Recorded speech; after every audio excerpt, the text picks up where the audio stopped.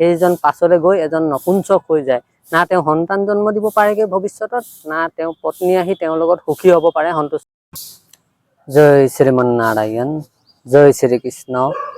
আজি আমি জানিম যে আমাৰ শৰীৰত বীৰ্য অৰ্থাৎ আমি যে নষ্ট কৰোঁ, যে এনেই যে সাধাৰণ বস্তুৰ নিচিনা যে আমি যে হস্তমেথুন কৰি কৰি নষ্ট কৰোঁ, শেষ কৰি দিওঁ, সেই বীৰ্য আমাৰ কেনেকৈ মানে সৃষ্টি হয় আৰু গোটেই শৰীৰত আমাৰ বীৰ্য ক'ত থাকে, আজি আমি তাৰ বিষয়ে জানিম।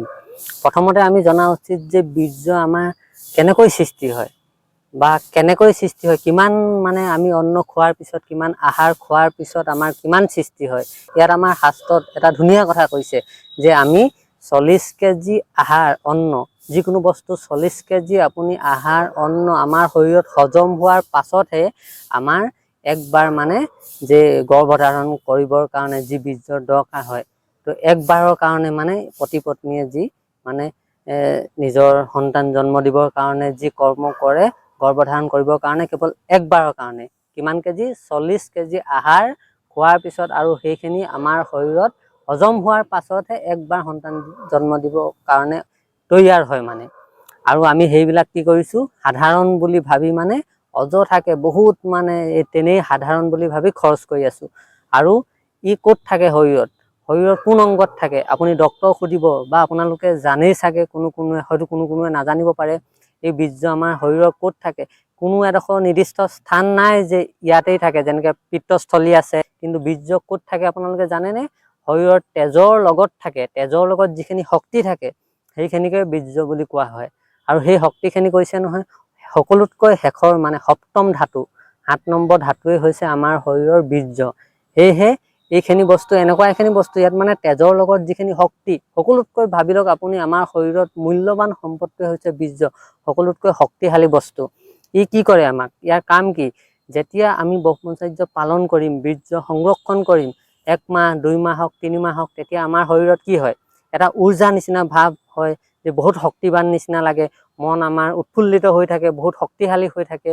ইয়াৰ কাম এটাই, আমাৰ এতিয়া ঠাণ্ডাত যেনেকৈ আমাৰ ঠাণ্ডা লাগে, বেছিকৈ যিসকলে মানে বীৰ্যহীন ব্ৰহ্মচৰ্য পালন নকৰে, ঠাণ্ডা সহ্য কৰিব নোৱাৰে, গৰম সহ্য কৰিব নোৱাৰে, ইয়াৰ কাম এইটোৱে বীৰ্যসকলৰ। বীৰ্যৰ কাম মানে ই কি কৰে, আমাৰ শৰীৰত যদি কিছুমান ভাইৰাছ সোমায়, বীজাণু সোমায়, তাক মানে এই তেজত যিখিনি শক্তি থাকে সেইখিনিয়ে তাতেই মানে বাহিৰে বাহিৰে তাক মানে ভিতৰত প্ৰৱেশ কৰিবলৈ নিদিয়ে, শেষ কৰি দিয়ে তাক, অৰ্থাৎ মাৰি পেলায়, মাৰি আমাক সুস্থ ৰাখে। যদি আমি ব্ৰহ্মচৰ্য পালন নকৰোঁ, এইবিলাক যদি এনেই হস্তমৈথুন কৰি কৰি কৰি কৰি যদি ব্ৰহ্মচৰ্য নাশ কৰি কৰি যদি আমি এইবিলাক শেষ কৰি দিওঁ, তেতিয়া আমাৰ কি হয়, বেমাৰ আজাৰে সোনকালে আক্ৰমণ কৰে, বহুত বেমাৰ আজাৰ মানে এটাৰ পিছত এটা হৈ হৈ আমাক খুলি খুলি খাই জীৱন শেষ কৰি পেলায়, ধ্বংস কৰি পেলায়। সেয়েহে আপোনালোকে জানিলে, বীৰ্য 40 কেজি আহাৰ অন্ন খাই সেইখিনি হজম হোৱাৰ পাছত একবাৰ সন্তান জন্ম দিবৰ কাৰণে, মানে একবাৰ সম্ভোগ কৰিবৰ কাৰণে, এক টাইমৰ কাৰণে সৃষ্টি হয়। তেতিয়াহ'লে আপোনালোকে ভাবকচোন, যিটো বস্তু আমি সাধাৰণ বুলি ভাবি ইমান নষ্ট কৰিলোঁ, শেষ কৰিলোঁ, ইয়ে সকলোতকৈ আমাৰ শৰীৰৰ মূল্যৱান বস্তু, সকলোতকৈ মূল্যৱান। আৰু ক'ত থাকে, তেজৰ লগত থাকে, ইয়াৰ কোনো স্থান নাই। যেতিয়া আমি বেয়া কথা এটা চিন্তা কৰিম, বেয়া কথা এটা মন্থন কৰিম, বেয়া কৰ্ম এটা কৰিম, গোটেই তেজখিনি মন্থন কৰিব। এডাল নাড়ী আছে আমাৰ মনোবাহ নাড়ী বুলি, সেই নাড়ীডালে গোটেই তেজখিনি মন্থন কৰি গোটেই শক্তিখিনি মানে টানি আনি এই আমি যি ঠাই দি মানে কুকৰ্মটো কৰিম, সেই ঠাই দি উলিয়াই দিয়ে। সেয়েহে কৈছোঁ আপোনালোকক, সকলোতকৈ শক্তিশালী বস্তু যিখিনি আমাৰ বীৰ্য হয়, যি নেকি ইমান শক্তিশালী, আপোনালোকে ইয়াৰ বিষয়ে অধ্যয়ন কৰিলে গম পাব। যেতিয়া ভালদৰে গভীৰভাৱে অধ্যয়ন কৰিব, আপোনালোকে ভাবিব যে জীৱনত ডাঙৰ ভুল কাম কৰিলোঁ, হস্তমেথুন কৰাটো, এইবিলাক নষ্ট কৰি বহুত ভুল কাম কৰিলোঁ। আৰু যদি বেছি নষ্ট কৰে কি হ'ব, এটা আপোনাৰ ধাৰা হৈ যাব, ধাৰা হৈ পাছত কয় নহয় ধাতু ৰোগ হৈ যায় বুলি, যিখিনি আমাৰ শৰীৰত সংৰক্ষণ কৰি ৰাখিব নোৱাৰা হৈ যামগৈ পাছলৈকৈ আমি। এজন কয় নহয়, সেইজন পাছলৈ গৈ এজন নপুংসক হৈ যায়। না তেওঁ সন্তান জন্ম দিব পাৰেগৈ ভৱিষ্যতত, না তেওঁ পত্নী আহি তেওঁৰ লগত সুখী হ'ব পাৰে, সন্তুষ্ট হ'ব পাৰে। সেয়েহে কৈছোঁ, অযথাকে এইবিলাক খৰচ নকৰিব। এতিয়া ইয়াক কেৱল সংৰক্ষণ কৰক, তাৰপিছত বিবাহ কৰাৰ পিছত এইবিলাক মানে এটা নিৰ্দিষ্ট মানে টাইমত, নিৰ্দিষ্ট সময়ত ইয়াৰ মানে সঠিক উপযোগ কৰিলে আপোনাৰ সন্তানো বহুত স্বাস্থ্যৱান হ'ব, জ্ঞানৱান হ'ব, ভগৱানৰ ভক্তই জন্ম হ'ব।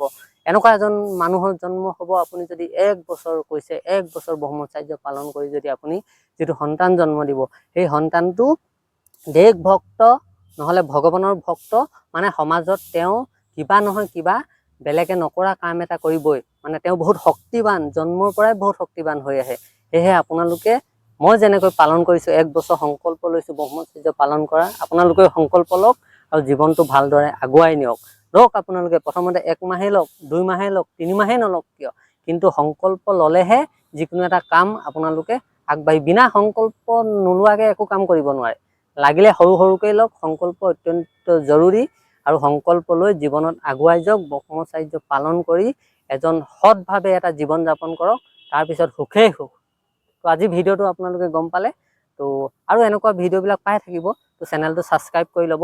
মই যেনেকৈ শুধৰিবলৈ চেষ্টা কৰিছোঁ, মই কথা দিছোঁ আপোনালোককো মই শুধৰাই লৈ যাম, কিন্তু আপোনালোকে ভিডিঅ'বিলাক চাই থাকিব। আৰু যদি ভাল লাগিছে ভিডিঅ'টো শ্বেয়াৰ এটা কৰি দিব।